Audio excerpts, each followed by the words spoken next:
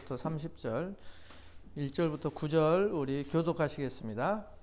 그날 예수께서 집에서 나가사 바닷가에 앉으심에 큰 무리가 그에게로 모여들거늘 예수께서 배에 올라가 앉으시고 온 무리는 해변에 서 있더니 예수께서 비유로 여러 가지를 그들에게 말씀하여 이르시되 씨를 뿌리는 자가 뿌리러 나가서 뿌릴새 더러는 길가에 떨어짐에 새들이 와서 먹어버렸고 더러는 흙이 얕은 돌밭에 떨어짐에 흙이 깊지 아니하므로 곧 싹이 나오나 해가 돋은 후에 타서 뿌리가 없으므로 말랐고 더러는 가시떨기 위에 떨어짐에 가시가 자라서 기운을 막았고 더러는 좋은 땅에 떨어짐에 어떤 것은 100배 어떤 것은 60배 어떤 것은 30배의 결실을 하였느니라. 귀 있는 자는 들으라 하시니라. 아멘. 오늘 말씀은 우리가 너무너무 잘 아는 네 가지 이야기예요. 근데 그거 기억나세요? 마태복음의 핵심이 뭐라고요? 천국복음, 하나님 나라의 복음 이야기예요. 근데 그 천국복음, 마태복음에서 가장 전해주고 싶은 천국복음을 13장부터 시작을 한다고요. 13장부터. 그게 핵심장이에요, 실은. 12장, 이제 지난주부터 봤던 12장과 13장의 구조를 보면 12장 46절부터 56절, 이게 예수님 가족들이 방문하잖아요, 예수님을. 그리고 어떻게 해요? 예수님을 배척을 해요. 구조가 그렇게 돼 있어요. 예수님 가족까지도 예수님을 배척을 해요. 12장 마지막이 그렇게 나와요. 그 다음에 오늘 13장 1절부터 나오는 거예요. 그게 13장 전체가 나오는데 여기가 천국 비유예요. 가족들은 예수님 천국을 버렸는데 천국 비유가 나오고 그 다음에 13장 마지막 53절부터 58절이거든요. 여기는 예수님 고향의 배척이 나와요. 예수님 고향 사람들이 예수님을 배척을 하는 거예요. 그러니까 그 기가 막힌 노릇이죠. 왜 그러냐면 천국으로 오신 예수님이 자기 가족한테도 버림당하고 그 다음에 오늘 13장 자기 고향에서도 버림당하고 그러니까 어떻게 보면 예수님을 가장 잘 안다고 하는 사람들이 버리는 거예요. 그 가운데 오늘 천국 비유가 있다는 말입니다. 왜 이렇게 배치를 해놨을까? 구조 자체를. 가족들이 배반하고 고향 사람들도 배반하고 그 중간에 딱 천국 비유를 왜 넣어놨을까? 그것은 이 천국이 하나님 나라가 그렇게 두 배척 사이에 버림 사이에 있는 것은 하나님 나라가 이런 많은 환난과 고난을 통해서 세워질 것을 지금 예고하고 있는 거예요. 그래서 가족도 배척하고 고향 사람들도 배척하는 가운데 하나님 나라의 비유가 들어있는 거예요. 두 배척 사이 속에서 자라난다 이거죠. 두 배척 사이에서. 그러니까 얼마나 많은 고난과 환난, 어려움이 있겠냐 이걸 이야기하고 있는 거죠. 하나님 나라가 쉽게 하나님 나라가 전파되는 게 아니죠. 왜 그럴까 한번 생각을 해보세요. 복음을 선포하면 우리가 전도를 하면 기쁘게 받는 사람들이 많아요? 안 받는 사람이 더 많아요? 안 받는 사람도 훨씬 더 많죠. 그 이야기 하는 거예요. 그리고 오늘 그 13장 11절에 중요한 이야기를 하죠. 11절 보면 대답하여 이르시되 천국의 비밀을 아는 것이 너희에게는 허락되었으나 그들에게는 아니 되었나니.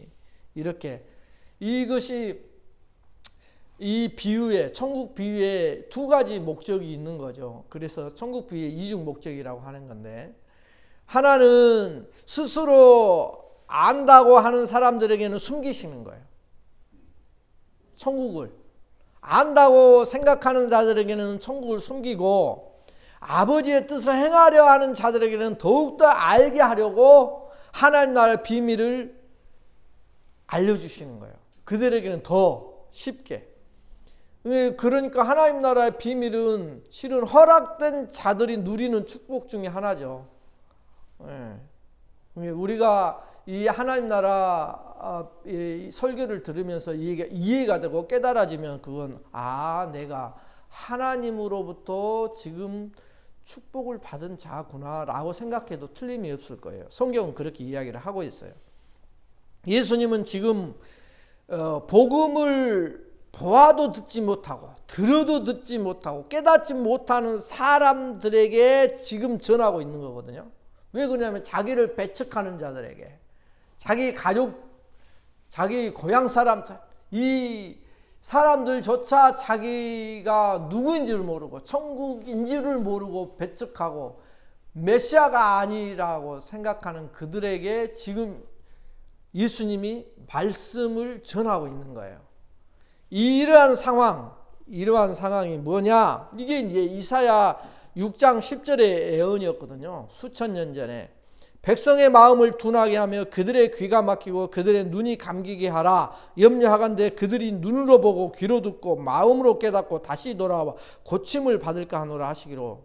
이 말씀, 예언의 말씀이 그대로 예수님이 이걸 가지고 예언하고 있는 거죠. 보아도 보지 못하고 들어도 못 들을 것이다 라고. 그래서 예수님께서 이들에게 말씀을 전하는데 뭘로 말씀하세요? 땅의 것으로 하늘의 것을 설명하는 거죠. 이게 오늘 천국복음이 그래요. 땅의 것으로 하늘을 깨닫게 하려고 땅의 것으로 하늘을 설명하는 거예요. 그러면 왜 이 사람들이 복음을 보아도 보지 못하고 들어도 듣지 못하고 깨닫지 못하는 이유가 뭘까? 이게 중요하죠. 왜 그들이 모를까요? 보지 못하고 듣지 못하고 깨닫지 못하는 이유가 뭘까? 그건 진짜 그들의 눈이 안 들려서 그랬을까요? 귀가 안 들려서 그럴까요? 그건 아니잖아요. 지금 이건 비유인데, 보아도 그 예수님을 직접 자기 눈으로 보고 예수님 말씀을 직접 들어도 그게 안 깨달아져. 그 이유는 뭘까요? 하나는 하늘의 비밀이 저들에게 안 열리는 거예요. 그러니까 이건 마음의 문제인 거예요. 마음의 문제. 생각의 문제. 그러니까 이들의 생각과 마음이 어떻게 돼 있다는 거예요? 완전히 닫혀 있다는 걸 말하는 거거든요. 우리의 한자로는 완악해졌다고 그러잖아요. 이걸 쉽게 표현하면 고집세다고. 고집불통. 그걸 말하는 거예요. 완전히 우리의 마음이 그렇게 고집스러워졌고 완악해졌기 때문에 그렇다는 거예요.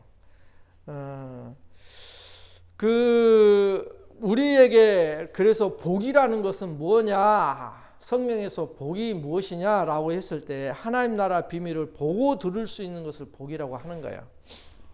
그러니까 이제 이렇게 말씀을 들을 때 깨달아지거든. 아, 내가 복받은 자구나. 아, 하나님 말씀을 들었는데 그 말씀이 나를 설레게 해.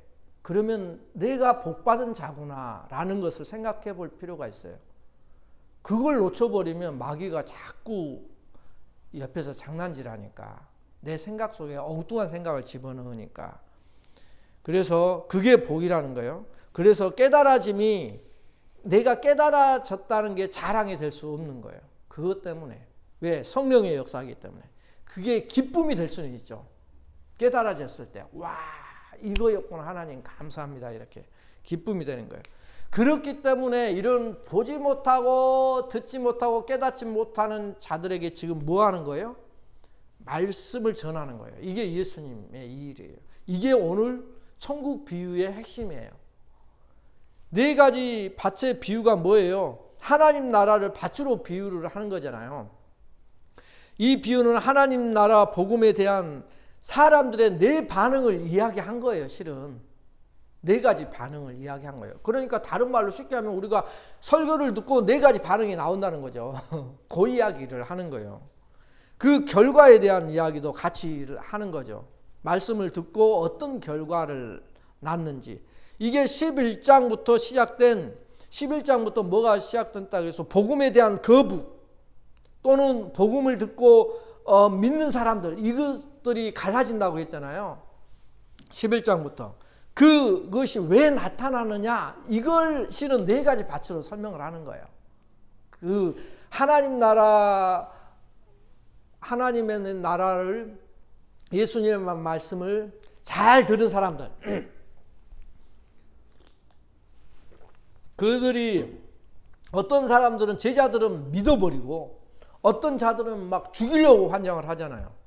왜 이런 현상이 나타나는가에 대한 설명이 실은 네 가지 밭의 이야기예요. 그걸 이제 우리 현대적으로 표현하면 우리가 설교를 듣고 이 네 가지 밭의 증상이 그대로 나타난다는 거예요. 우리한테. 누구에게든지. 그 이야기를 설명하고 싶은 거죠. 예수님께서. 그래서 첫 번째가 뭐예요? 씨가 나오죠. 첫 번째. 씨 이야기가 나오는 거예요. 자, 씨 이야기는 어때요? 오늘 말씀의 씨 이야기는 그날 예수께서 바닷가에 앉으셔서 예수께서 비유로 여러 가지를 말씀하시되 씨를 뿌리는 자가 이렇게 씨가 나오죠. 씨는 뭘 상징해요? 말씀을 상징하는 거예요. 천국 복음을 상징하는 거예요. 천국 말씀을. 그래서 이 천국 말씀 복음이라는 것은 하나님 나라는 어떻게 시작되냐? 무조건 말씀으로 시작된다는 걸 이야기하고 있는 거예요. 말씀으로. 천국은 말씀으로 시작돼요.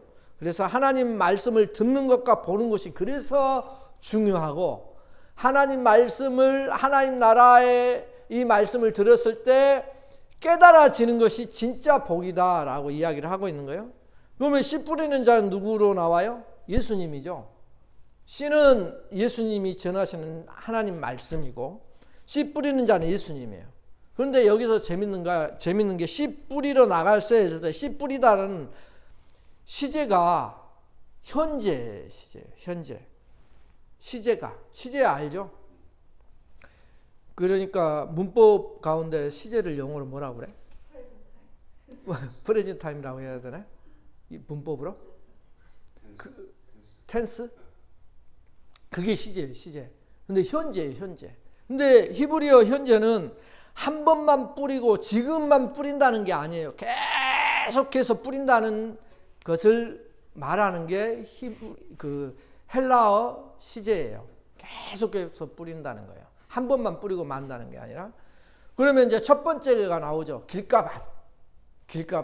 길가밭은 어떤 밭이냐면 사람들이 너무 많이 밟고 다녀서 굳어질 대로 굳어진 마음을 상징하는 거예요. 사람들이 워낙 밟고 다녀서. 예. 그러니까 뭘로 밟히는 거예요? 세상 가치로 밟히는 거죠. 세상 가치로. 하나님의 말씀이 뿌리 내리지 못해서 사단이 빼앗아가는 사람들. 이게 새가 와서 쪼아간다는 게.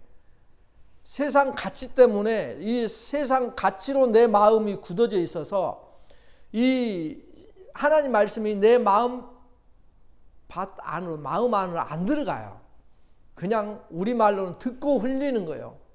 바로. 그 상태를 새가 와서 쪼아간다 이 말이에요. 그러니까 설교를 똑같이 들어도 그냥 한 귀로 듣고 한 귀로 흘러가는 거예요. 우리 얼마나 그거 많아요. 그 진짜 제일 많은 게 그거죠. 한 귀로 듣고 그냥 들을 때 그런가벼 하고 끝나는 거. 그걸 말하는 거예요. 근데 왜 그러느냐? 이것은 사단의 역할이 있다는 거예요. 새의 역할이 사단의 역할이거든요. 사단이 이게 귀로 들어갔다가 귀로 나가게 하지, 귀로 들어가서 마음밭으로 안 들어가게 해요. 생각을 못하게 해요. 이해가 되시죠? 생각을 좀 깊이 하면 안 되거든. 왜 그러냐면 깊이 하면 이게 마음밭으로 우리 기억 장치가 있잖아. 기억도 단기 기억이 있고 장기 기억이. 장기 기억을 잘 해야지만 시험을 잘 볼 수 있잖아요. 근데 이걸 그냥 듣고 흘러가게 만드는 거예요. 이게 이제 사단의 역할이 있다는 거예요. 그러니까 우리의 생각은 전쟁터인 거예요. 그거의 길가밭이에요. 그래서 고린도후서 4장 3절부터 4절 보면 만일 우리의 복음이 가리었으면 망하는 자들에게 가리어진 것이라.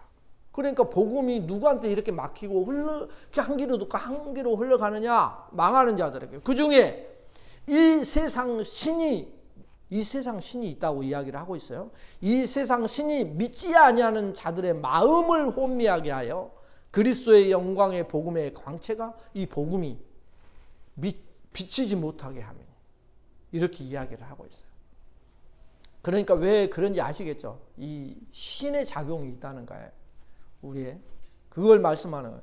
그래서 말씀이 선포되는 시간은 성령님과 사단이 강력하게 실은 싸우는 시간이에요. 이게 재밌는 거죠. 성경에서 지금 이야기하고 싶은 게 그거예요. 너 말씀이 뿌려지는데 새들이 와서 쪼아먹는 것 있지? 네 마음밭이 그렇다는 거예요. 굉장히 중요한 원리죠. 우리가 다 그런 상태로 다 놓여 있는 거예요. 말씀이 선포되는 시간이 그래서 중요한 건 거죠. 그 두 번째 밭이 그 다음에 길가에서 돌밭이죠. 돌밭은 외적 핍박에 무너지는 신앙을 상징해요. 외적 핍박에, 내적이 아니라 외적. 환난과 고난을 견디지 못하고 넘어지는 자를 말해요. 돌밭이라 처음에는 말씀을 기쁨으로 받죠. 은혜도 잘 받죠. 그러나 뿌리가 없어 넘어지는 이유가 뭐예요? 겉으로는 부드럽고 얕은 흙으로 덮여진 돌밭 때문에 뿌리가 얕은 흙 아래로 내려가다가 돌에 막혀서 더 이상 뿌리를 내리지 못해 죽는 거예요. 돌이 뿌리 내림을 막는 거예요. 그러니까 이 돌은 뭘 상징하겠어요? 내 안에 있는 완악함, 고집, 불순종, 이걸 상징하는 거예요. 그것 때문에 이게 뿌리를 내리지 못하는 거죠. 당시 이때 예수님이 전할 당시 이때는 로마 식민지 시대였으니까 이때는 황제 숭배 사상과 유대교에서 회유했잖아요. 니들 예수만 믿으면 안 돼 이런 식으로 나중에 그런 것 박해로 인해서 경제 사회적 모든 불이익과 핍박을 의미했겠죠. 그러나 지금은 달라요. 지금은 우리는 이런 핍박이 없으니까 내 안에 들어있는 내 고집, 자아, 완악함, 불순종 이것 때문에 뿌리 내리지 못하는 거예요. 우리한테 적용할 때는 아마 불순종이 제일 가깝지 않을까. 왜 그러냐면 말씀을 듣고 은혜를 받아요. 처음에 은혜를 받았는데 그 은혜가 내게 되려면 어떻게 해야 돼요? 뿌리를 내리고 열매를 맺으려고 하면 뿌리가 더 깊이 들어가야 되는데 돌 때문에 막혔다는 거예요. 그것은 불순종을 이야기를 해요. 불순종하면 내가 그 말씀을 듣고 그 말씀대로 행하지 않으면 그 말씀의 복은 내게 아니니까 그걸 이야기를 하는 거예요. 세 번째가 가시떨기죠. 22절부터 나와 있는. 가시떨기는 이 사람도 돌밭하고 조금 비슷해요. 은혜도 받고 말씀도 잘 받아요. 그런데 자라다가 가시떨기에 막혀서 더 이상 자라지 못하는 것을 이야기하죠. 가시떨기, 자라다가 가시떨기에 막히는 것. 이것은 세상 염려와 자리에 대한 유혹 때문에 그렇다고 이야기를 하고 있어요. 돌밭은 아까 외적 핍박이라고 했죠. 가시떨기는 내적 공격을 말해요. 내적 공격. 먹고 사는 문제와 물질의 유혹은 한 번만 이때 당시에는 굴복하면 얻을 수 있었던 많은 경제적 사회적 혜택들이 있었기 때문에 이 유혹을 쉽게 뿌리치지는 않았을 거예요. 그래서 이렇게 자라다가 그런 것들 때문에 공격을 당함으로써 포기를 했던 상태를 이야기하는 거예요. 마지막 땅이 좋은 땅이죠. 좋은 땅. 좋은 땅은 어때요? 말씀을 듣고 깨달아. 그러니까 듣고 깨달아. 보고 볼 수 있고 들을 수 있고 깨닫는 자, 이걸 말하는 거예요. 주님이 원하시는 마음이죠. 실은 이 마음이. 그러면 재밌는 이야기예요. 이것은 다 아는 거니까. 이 네 가지 밭이 어떻게 해서 존재하게 됐을까요? 처음부터 네 가지 밭이 따로따로 존재할까요? 그러니까 폴은 무슨 밭인 것 같아? 좋은 밭? 이 네 가지 밭이 원래 처음부터 내 마음 속에 있는 밭이, 내 마음의 밭이 정해져 있을까요? 아니에요. 그거. 우리 마음도, 내 마음도 처음에는 좋은 밭이 될 수가 없죠. 처음에는 길가나 돌밭, 가시떨기와 같은 상태였다는 것을 실은 이야기하고 있는 거예요. 우리 마음이 누구나 다 길가, 돌밭, 가시떨기 이런 마음이었다는 거예요. 지금 그래서 네 가지 밭의 의미는 하나님 나라 복음이, 말씀이 떨어져서 길가에 굳어짐을 어떻게 해버려요? 이 복음이 뒤엎어 버린다는 거예요. 그 다음에 돌밭에 그 숨겨진 이 바위를, 돌을 뚫어버린다는 거예요. 그걸 캐서 버려버린다는 거예요. 그 다음에 가시떨기의 이 방해를 제거를 해버린다는 거예요. 무엇이? 내가 스스로 은혜 받아가지고? 아니에요. 하나님의 말씀이 그렇게 한다는 거예요. 나의 마음을 옥토로 만들어 가시는 것을 지금 네 가지 밭으로 설명하는 거예요. 원래 이 네 가지 밭은 따로따로 존재하는 것이 아니에요. 누구든지 이런 마음의 상태가 다 있는 거예요. 사람은. 나의 안에도 이 네 가지 밭의 상태가 있는 거예요. 근데 이 네 가지 밭의 상태가 돌밭 같은, 길가 같은, 가시떨기가 같은 내 마음의 상태가 어떤 말씀이 나를 변화시킬지 모르고 언제 변화시킬지 모르고 옥토밭으로 될지 모르는 거예요. 그걸 말하는 거예요. 그래서 이 길가, 돌밭, 가시떨기 이것은 뭘 말해요? 내 마음 안에 공존하고 있는 내 마음의 상태, 부패한 심령을 상징을 하는 거예요. 이해가 되시죠? 이건 따로 존재하는 게 아니에요. 아, 저 집사님은 길가밭 같아, 돌밭 같아. 그게 아니에요. 따로따로 존재해요. 이 세 가지가 한꺼번에 있을 수도 있어요. 그걸 말하는 거예요. 이것을 하나님 나라의 복음의 능력이 성령께서 우리의 절망적인 내 마음의 상태를 바꾸어서 열매 맺게 하실 것이라는 것을 예고하는 거예요. 이게. 그래서 복음이죠. 그리고 아까 말했잖아요. 유대인들과 바리새인과 서기관들이 바로 이러한 마음이었다고. 그잖아요. 보아도 보지 못하고 들어도 듣지 못하고 깨닫지 못하는 그런 상태의 마음이 뭐예요? 지금 네 가지 밭으로 그들의 마음의 상태를 표현하고 있는 거예요. 그래서 배척한다고.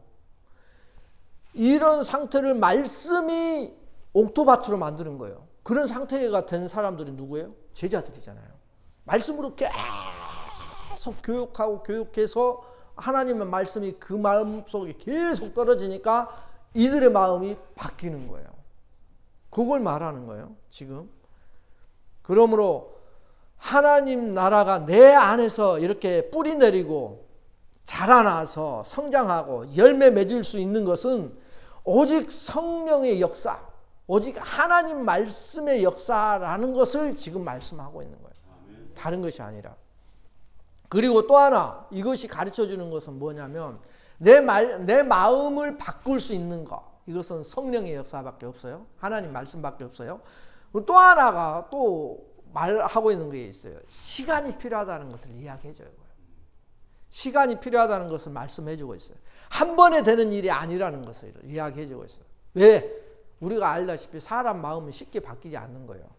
쉽게 바뀌지 않기 때문에 그래서 시간이 필요한 거예요.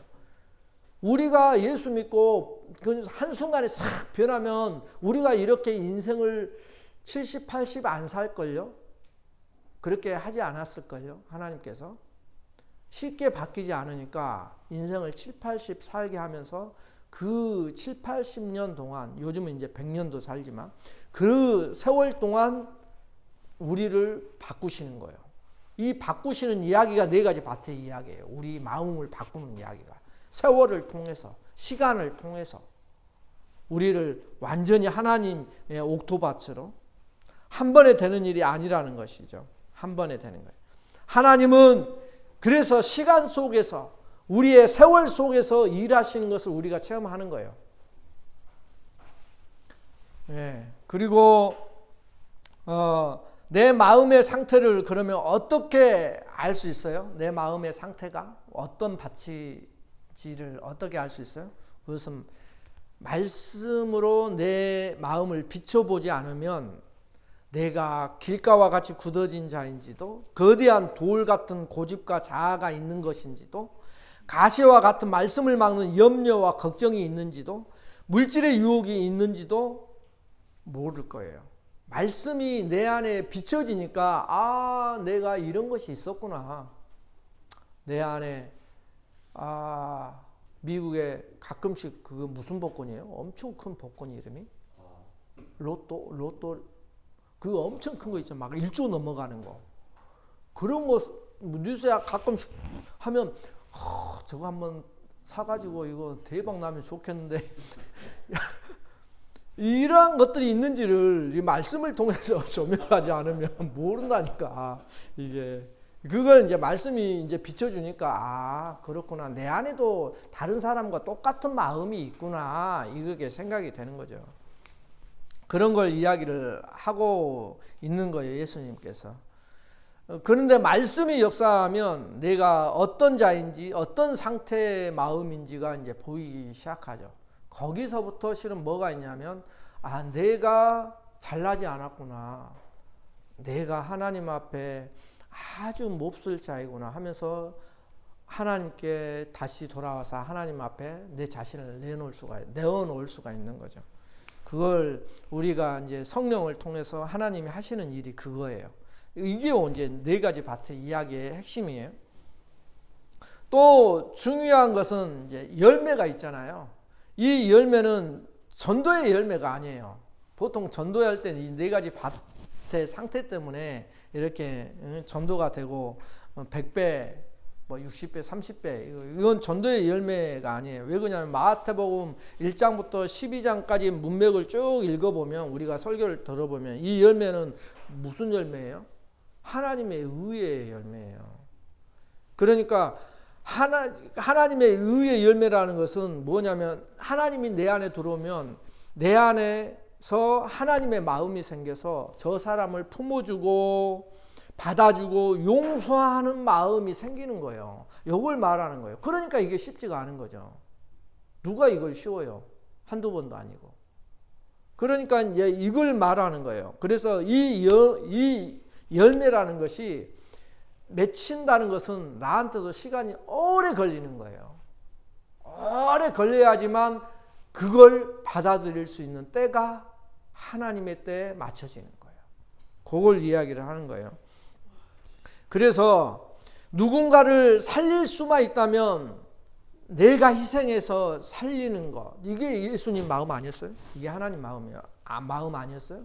이것을 성경에서는 좁은 길, 또 십자가의 마음, 하나님의 성품 이렇게 이야기를 하는 거예요. 근데 이게 어떻게 해서 나한테 쉽게 생기냐고요.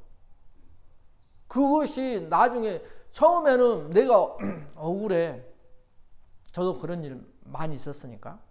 억울해. 막 열받아. 그런데 이게 언제 좀 마음이 다스려져요? 세월이 지나니까 아 그런 것이 더 중요한 게 아니었구나. 이 세상 살아가면서 늙어서 후회하는 것 중에 가장 큰 게 뭔지 알아요? 심리학과에서 그 이야기를 많이 해요. 우리 지금 심리학 전공하고 있으니까. 늙어서 가장 후회하는 게 그거래요. 관계성이래요. 돈도 안 일어나는데요. 돈 많이 벌고 그런 것도 아니라는데 늙어서 가장 후회하는 게 관계래요. 관계. 아, 내 아내한테 좀 더 잘했을걸. 내 남편한테 좀 더 사랑을 베풀걸. 내 부모한테 좀 더 잘해줄걸. 그건 저는 해봤어요. 제 장인어른이 돌아가셨을 때 집사람도 울었지만 그 위에 언니가 그렇게 울더라고요. 바로 위에 언니가. 그렇게 왜 그렇게 우는 것을 옆에서 이제 들어보면 이제 울면서 막 하소연을 하잖아요. 울면서 하소연하는 걸 들어보니까 뭐라고 하냐면 아빠가 이렇게 빨리 갈 줄 알았으면 내가 좀 더 화 안 낼 걸. 좀 더 잘해줄 걸. 계속 그거 가지고 이야기하는 거예요. 이게 사람이 죽으면 가장 친한 나하고 가장 가까운 사람이 죽으면 그 사람한테 못 해준 것이 그렇게 생각이 나는가 봐요. 그게 이제 저도 경험한 거예요. 그러니까 이제 이게 우리가 하나님의 마음이 그래서 왜 중요한지를 알겠죠. 그게 이제 오늘 네 가지 밭에서 설명하고자 하는 것이 그거예요. 그래서 열매가 뭐냐? 100배, 60배, 30배 이 열매가 뭐냐 했을 때 이 열매는 다른 말로 표현하면 하나님의 의, 더 쉽게 표현하면 사랑이에요. 사랑을 더 줄 걸. 이렇게. 그걸 말하는 거예요. 그게 십자가의 마음인 거예요. 그래서 열매는 세상 복이 아니에요. 하나님의 뜻에 순종하며 사는 자녀들에게 하나님 자신이 열매로 나타나는 거예요. 그래서 하나님 자신이 나타나기 때문에 내 안에 회복된 하나님의 형상이라고 성경은 이야기하는 거예요. 그걸 하나님의 성품이라고 그래서 이야기를 하는 거예요. 그걸 하나님이 누구인지를 내 삶으로 증명하는 그런 열매를 말하는 거예요. 여기서 열매가 옥토밭으로 되어진 사람들이 맺는 열매의 모습이 이거예요. 이 씨 뿌리는 비유는 제자들에게 닥칠 거부와 배척, 왜 예수님이 이렇게 거부와 배척을 당했잖아요. 가족, 고향 사람들. 그것을 당하는 가운데에서도 하나님 나라 복음의 씨앗이 뿌려지는데 이 네 가지 밭에 그 증상들이 나온단다. 이걸 가르쳐 주는 거예요, 지금. 그러면서 결국은 이 하나님의 말씀이 딱딱해진 내 마음을 기경해버리고 갈아엎어버리고 내 속에 들어있는 돌덩이를 떼어내주고 가시가 꽉 눌려있는 내 환경을 이것이 성령의 불로 태워버려서 옥토밭으로 만들었을 때 그때 하나님의 성품이 다른 사람에게 나타나는 나의 모습이 하나님의 마음으로 나타난단다. 그걸 이야기하고 있는 것이에요. 왜? 그런데 재밌는 게 있어요. 복음 사역이 때로는 사람들에게 거절과 배척 당하는 일이 있지만 우리가 가만히 보면은 하나님이 내 마음속에 네 가지 밭이 존재한다고 그랬잖아요. 그런데 왜 하나님이 한꺼번에 이렇게 다 뒤집어 엎지 않을까요? 그건 딱 하나예요. 아니 하나님 입장에서도 답답하죠. 뭐가 답답해요?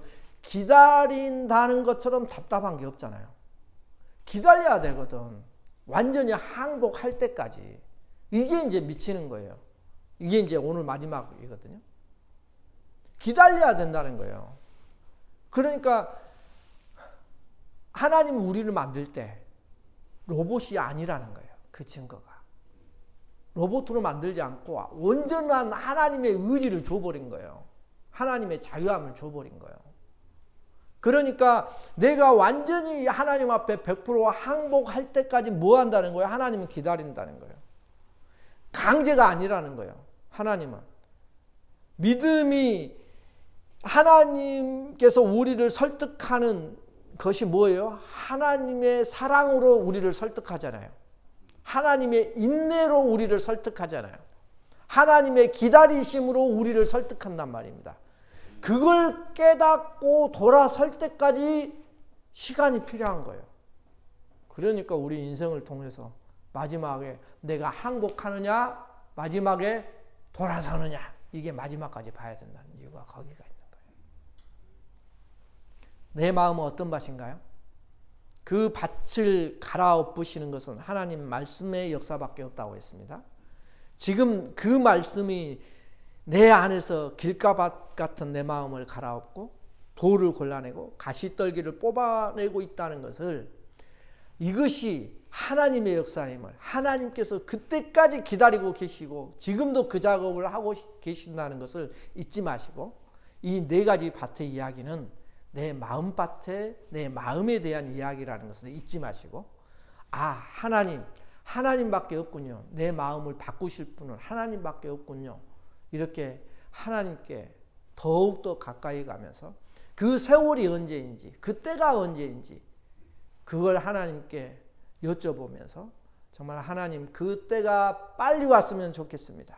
그래서 내가 옥토밭이 되어서 그 열매를 맺힐 때 하나님이 기뻐하시는 그 기쁨이 내 기쁨이 되게 하고 내가 하나님의 그 천국을 누리는 이 세상이 될 수 있도록 해달라고 승리하시면서 기도하시기를 예수 그리스도의 이름으로 축원합니다.